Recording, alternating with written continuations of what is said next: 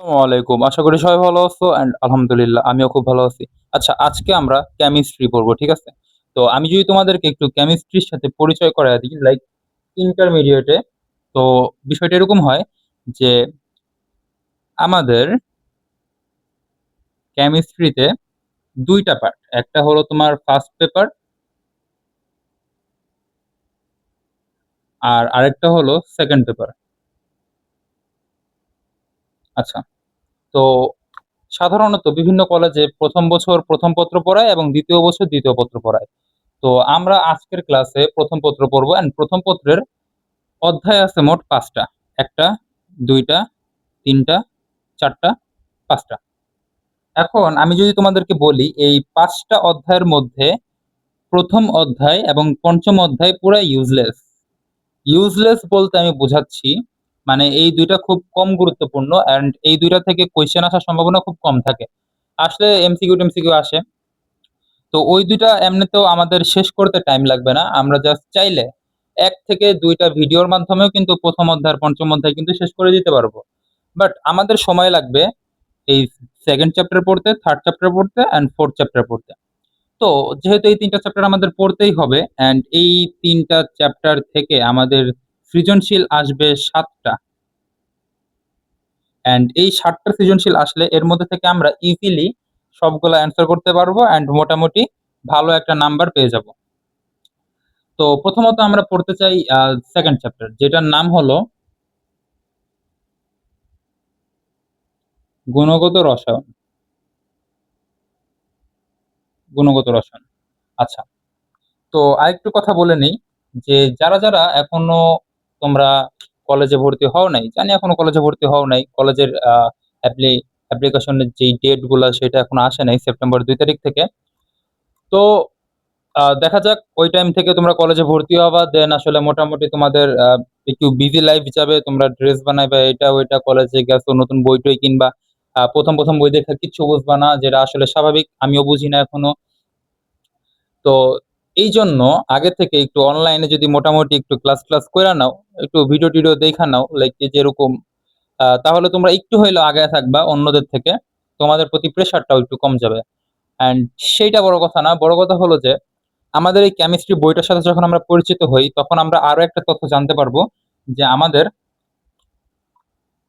2nd পেপারেও কিন্তু ৫ টা অধ্যায় আছে। কয়টা অধ্যায়? ১ টা, ২ টা, ৩ টা, ৪ টা, ৫ টা। তো আমাদের first paper and 2nd paper. First paper and 2nd paper মিলায়ে ৫ টা মোট ১০ টা চ্যাপ্টার আছে।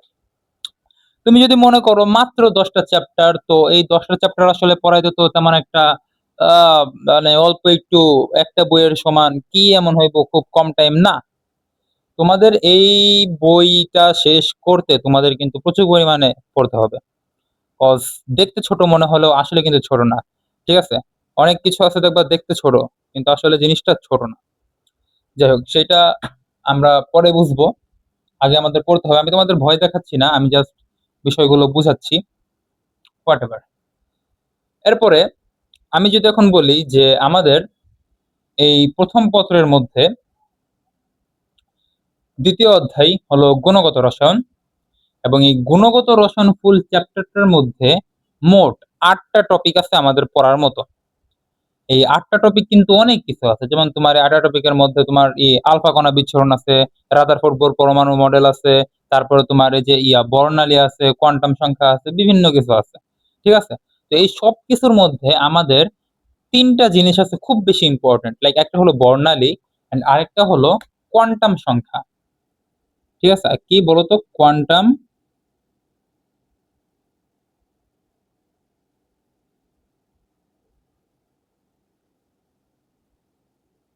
সংখ্যা।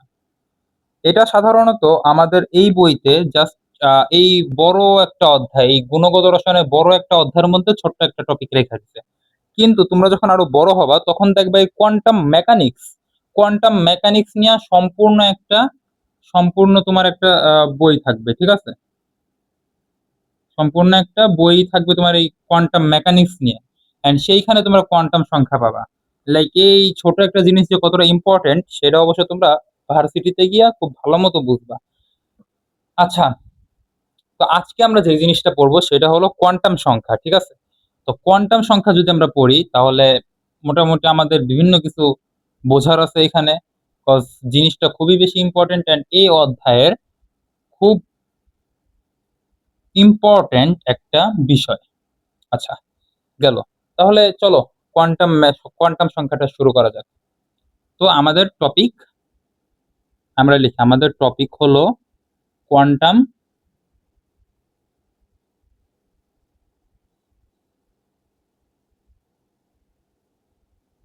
কোয়ান্টাম সংখ্যা। আচ্ছা, তো আমাদের টপিক যদি কোয়ান্টাম সংখ্যা হয়, আমরা একটু ডিজাইন করি। আমরা ডিজাইন করতে পছন্দ করি অবশ্য, খ্যাত মার্কা ডিজাইন, হোয়াট এভার, খ্যাত নাও হইতে পারে। হুম। তো কোয়ান্টাম সংখ্যা কি এই জিনিসটা সবার প্রথমে আমাদের বুঝতে হবে, ঠিক আছে? আমাদের যদি আমি একটা সংজ্ঞা বলি, লাইক এরকম, তোমরা লেখো সংজ্ঞা। আহ আচ্ছা, সংজ্ঞা বানান কি? সংজ্ঞা বানান কি? আচ্ছা, সংজ্ঞা হইলো, সংজ্ঞা বানান হইলে হইছে, না হইলে নাই। যে- সংজ্ঞা বানান দেয় কি, তোমরা বুঝছো না? সংজ্ঞা লিখতে হবে সংজ্ঞা, ঠিক আছে? তো বানান টানান বুঝা লাভ নাই, ঠিক আছে? তো ফার্স্ট অফ অল আমরা যদি এখানে সংজ্ঞার কথা চিন্তা করি, তাহলে আমাদের বিষয়টা এরকম হয় যে কোনো পরমাণুতে কোনো পরমাণুতে অবস্থিত অবস্থিত ইলেকট্রন সমূহের ইলেকট্রন সমূহের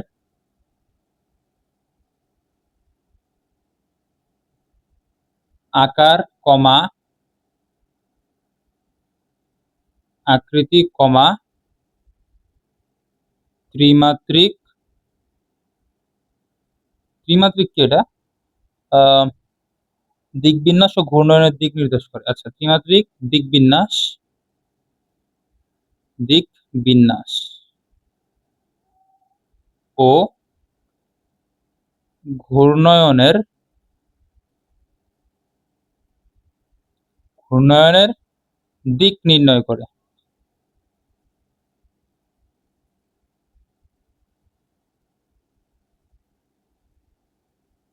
দিক নির্ণয় করে তাকে তাকে কি বলে? কোয়ান্টাম সংখ্যা বলে।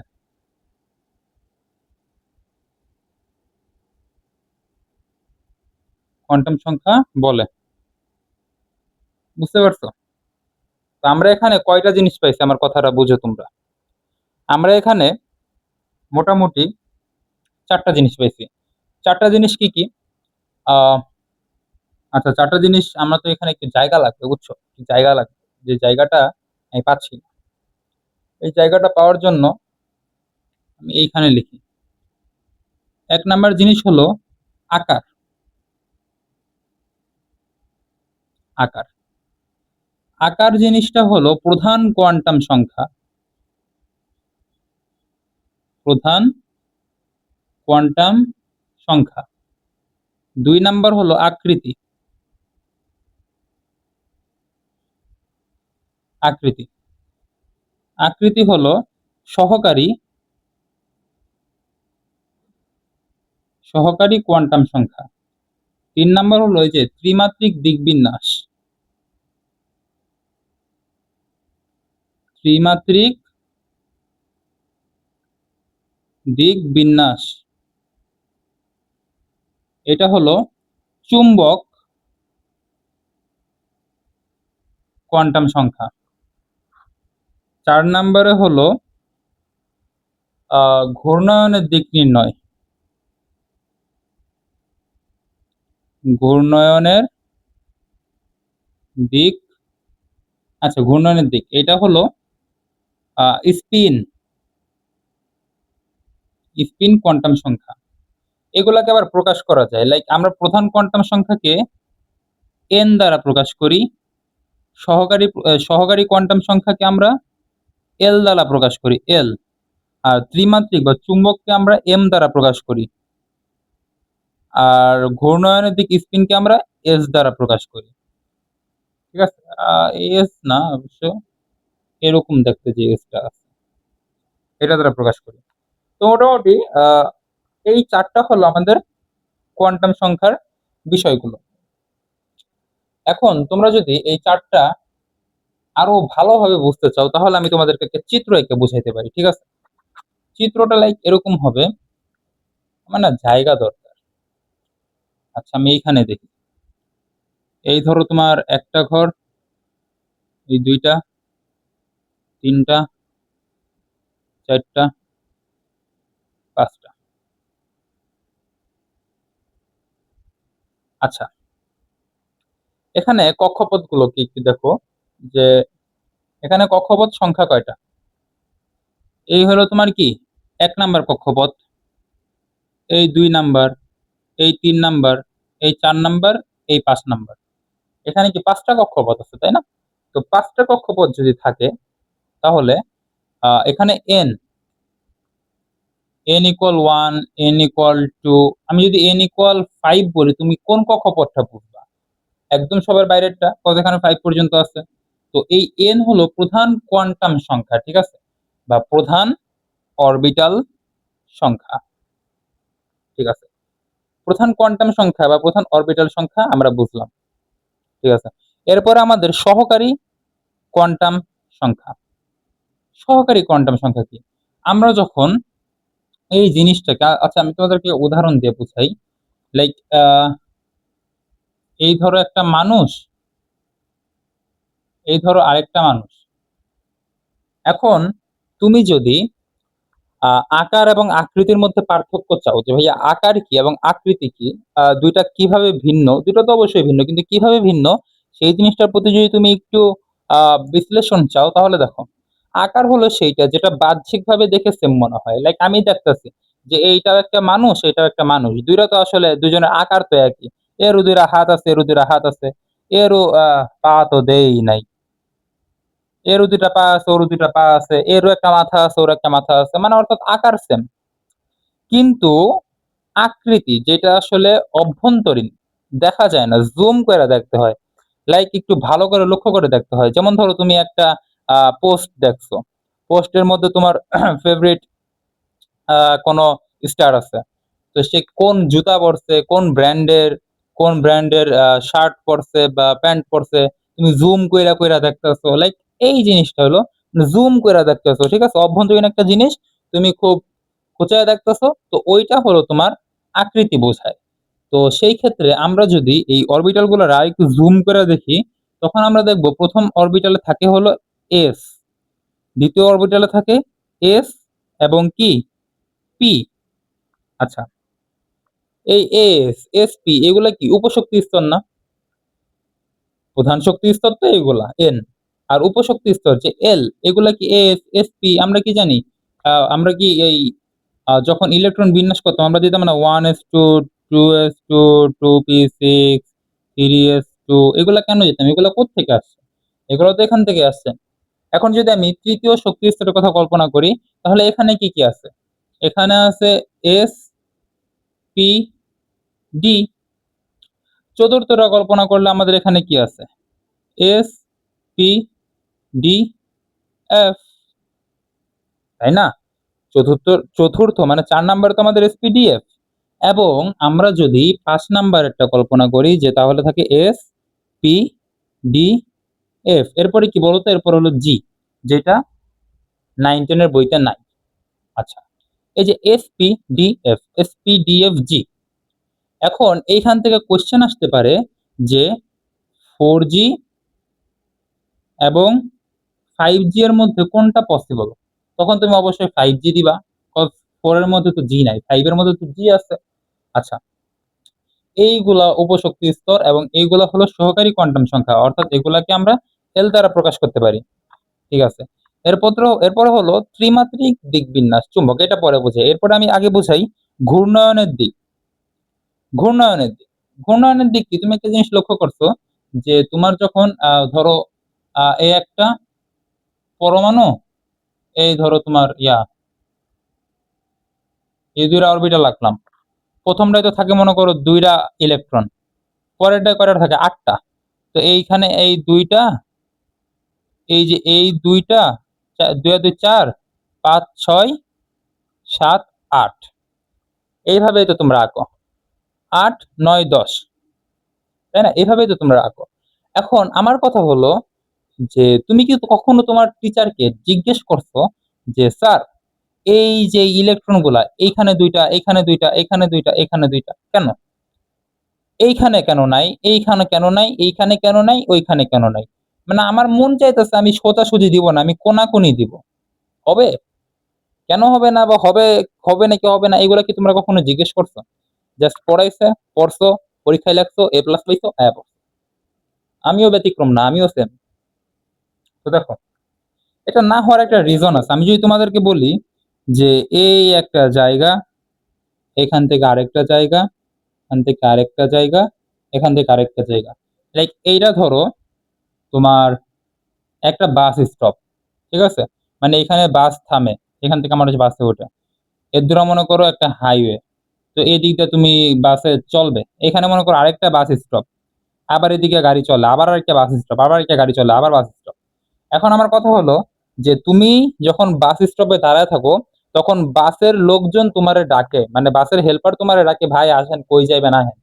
কিন্তু বাস যখন চলে, তুমি হাইওয়ের মাঝখানে দাঁড়ায় যদি এমনি বাসের ইশারা করো যে ভাই দাঁড়ান আমারে নিয়ে যান, সাধারণত কোনো ভালো পরিবহন তোমাকে নিবে না, যারা অবশ্যই টিকিটের মাধ্যমে নেয়। কিন্তু কিছু আছে লোকাল টোকাল, ওরা লয়। কিন্তু বড় বড় লং যাত্রার যেসব বাস টাস আছে সেগুলো অবশ্য নেয় না। And কিছু যদি ভাউতাবাজি করে লয়, লইতে পারে, এটা আমি জানি না। ঠিক আছে? অর্থাৎ তুমি যদি যেখানে চলার কথা সেইখানে দাঁড়ায় বাসে ডাকো, বাস আসবে না। কিন্তু যেখানে বাস স্টপ ওইখানে যদি তুমি দাঁড়াও, সেখানে কিন্তু বাসই তোমাকে ডাকবে। এখন বিষয়টা এরকম হয়েছে যে এই জায়গাগুলো হলো বাসের চলার জায়গা, আর এই জায়গাগুলো হলো বাস স্টপ।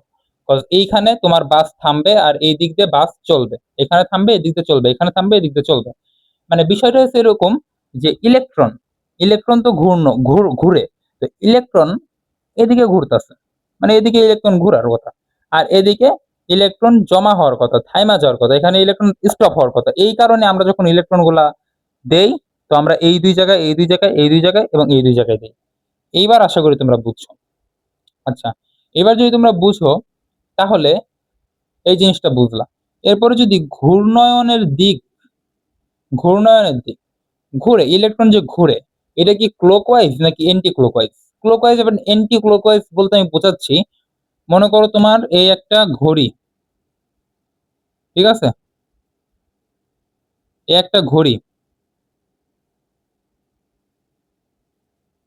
ঘড়ির কাঁটাটা কি সবসময় এদিকে ঘুরে না, ডান দিকে ঘুরে না? 1 সেকেন্ড, 2 সেকেন্ড, 3 সেকেন্ড, 4 সেকেন্ড এরকম করে বাড়তে বাড়তে কি এদিকে ঘুরে? অর্থাৎ ডান দিকে যদি ঘুরে সেইটা হবে ক্লকওয়াইজ, মানে ঘড়ির কাঁটার দিকে।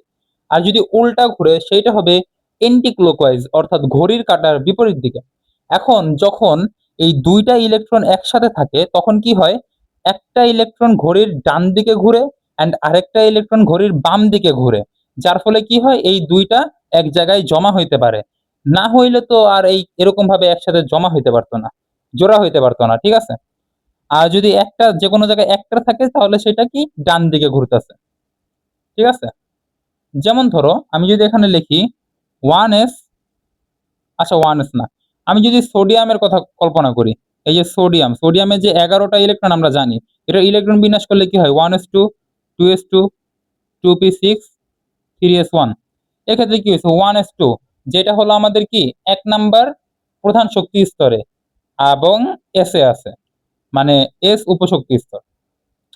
এই 2s2 আর 2p6 এটা কি আমাদের দ্বিতীয় শক্তি স্তরে আছে। এন্ড 3 নাম্বার শক্তি স্তরে কি শুধু 3s আছে আর 3s1 আছে। অর্থাৎ এস এ তো আমাদের ধারণ ক্ষমতা দুইটা, কিন্তু এস এখানে আছে একটা, অর্থাৎ এই ইলেকট্রন আছে কয়টা? একটা, ওর পাশে আরেকটা নাই। তো এটা তো থামবে না, এটা তো ঘুরবে। তো কোন দিকে ঘুরবে? একটা থাকলে ডান দিকে ঘুরবে, অর্থাৎ ক্লকওয়াইজ ঘুরবে। তো যেহেতু ক্লকওয়াইজ ঘুরবে, এটা হলো আমাদের ঘূর্ণায়নের দিক বা স্পিন। বুঝছো? পানি খেয়ে নি, হ্যাঁ, আমার না আসলে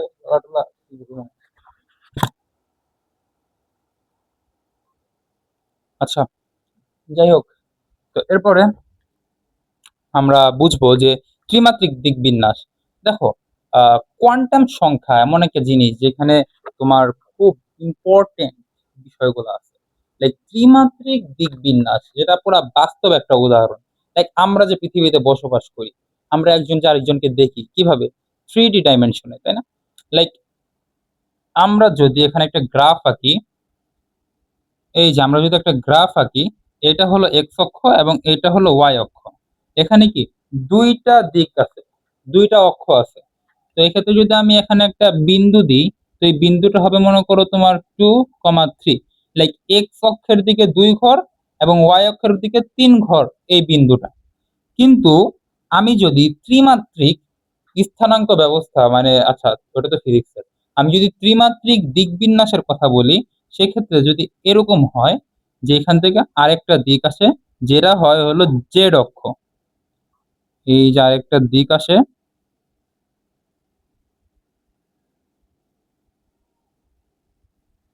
ধ্যাৎ,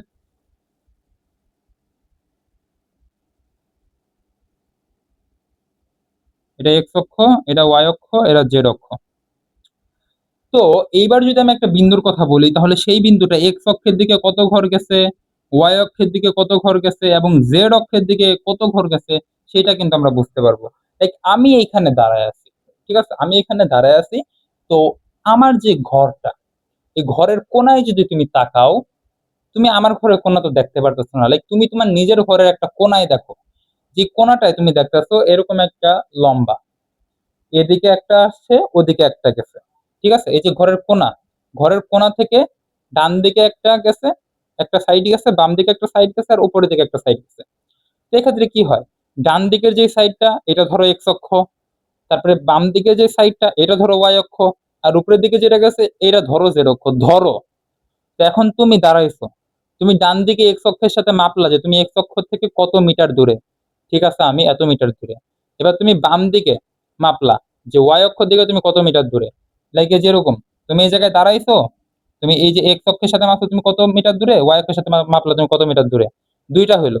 এবার তুমি মনে করো তোমার মাথাটা জেড অক্ষের সাথে কত মিটার দূরে, এটা জানলে তোমার একদম একটা এক্সাক্ট অ্যাকুরেট একটা জায়গা, মানে তোমার একটা একটা স্থান তুমি বুঝতে পারবা। তো এই জন্য তুমি জেড অক্ষ থেকে তুমি কত দূর দূরে সেটাও তুমি মাপলা। তো যার ফলে কি হইলো, তুমি একদম অ্যাকুরেট একটা স্থান তুমি খুঁজা খুঁজা পাইলা। অর্থাৎ ত্রিমাত্রিক দিক বিন্যাসের মাধ্যমে আমরা আহ, একদম পরমাণুর মানে ইলেকট্রনের একদম এক্সাক্ট জায়গাটা বুঝতে পারি। অ্যান্ড এটাকে অবশ্য আমরা চুম্বক চুম্বক কোয়ান্টাম সংখ্যা বলি। অ্যান্ড এইটাকে আমরা প্রকাশ করি এম দ্বারা। এরপরে আমরা আরো বিস্তারিত পড়বো, তখন আরো ভেঙে ভেঙে আরো খুব ভালোভাবে পড়বো। তো কোয়ান্টাম সংখ্যা এটা যদি আমরা ভালো মতো বুঝতে পারি, তুমি বিশ্বাস করো ভাই, গুণগত রসায়ন থেকে মোটামুটি 2টা সৃজনশীল আসার কথা। যদি আসে ইনশাল্লাহ এটা একটা না একটাই আসার কথা, ঠিক আছে, আসতে পারে আর কি। মানে খুব বেশি ইম্পর্টেন্স আছে, ইম্পর্টেন্ট আর কি এটা। যাই হোক, তো এরপর আমরা আরো বিস্তারিত পড়বো, আমরা প্রধান শক্তি স্তর আলাদা করে পড়বো। তারপর আমরা এই ত্রিমাত্রিক দিক বিন্যাসটা আরো ভালো করে পড়বো, ঠিক আছে। যাই হোক, আজকের ক্লাসটা এই পর্যন্ত, আশা করি আবার নেক্সট ভিডিওতে দেখা হবে ইনশাআল্লাহ। ততদিন নিজেদের খেয়াল রাখুন, ভিডিওটা শেয়ার করে দাও, আর কমেন্ট করতে ভুলো না, এন্ড অবশ্যই সাবস্ক্রাইব করতে তো ভুলোই না, অবশ্যই একটা লাইক দিয়ে দাও। টাটা।